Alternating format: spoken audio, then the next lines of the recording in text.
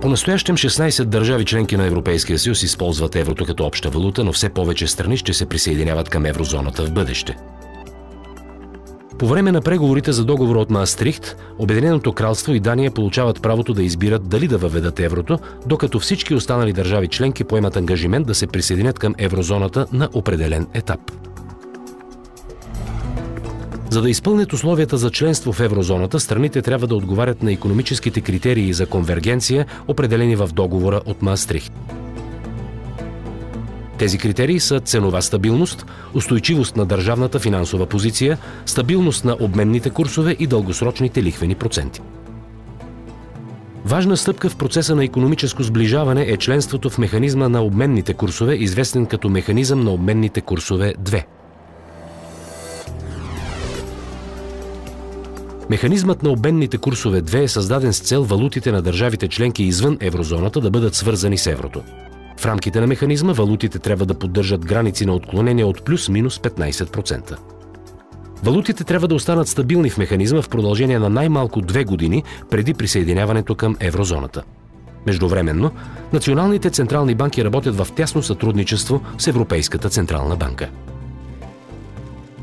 Окончателното решение за готовността на дадена страна се взема от държавните и правителствени ръководители на Европейския съюз след доклади за сближаване, изготвени от Европейската централна банка и Европейската комисия.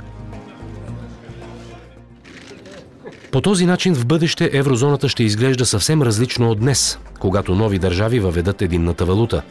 Централата на Европейската централна банка също ще изглежда различно. Плановете за изграждане на нова сграда на Европейската централна банка напредват.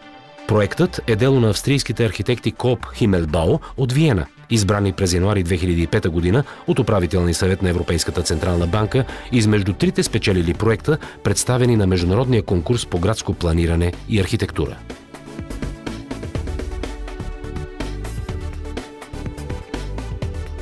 Трите печеливши проекта са избрани през февруари 2004 година от международно жури измежду 71 представени предложения.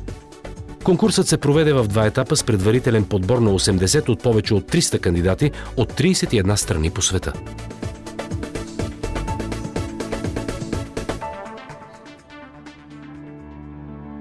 Новата сграда на Европейската централна банка ще бъде разположена на мястото на бившия пазар за търговия на едро – Grossmarkthalle, в източната част на Франкфурт на река Майн.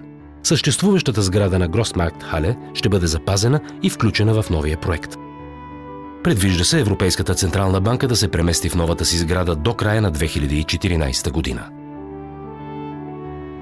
По мнение на управителния съвет и според обявеното от архитекта, новото седалище на Европейската централна банка се очаква да се превърне в символ на обединение и в символа на обединена Европа и нейната единна валута.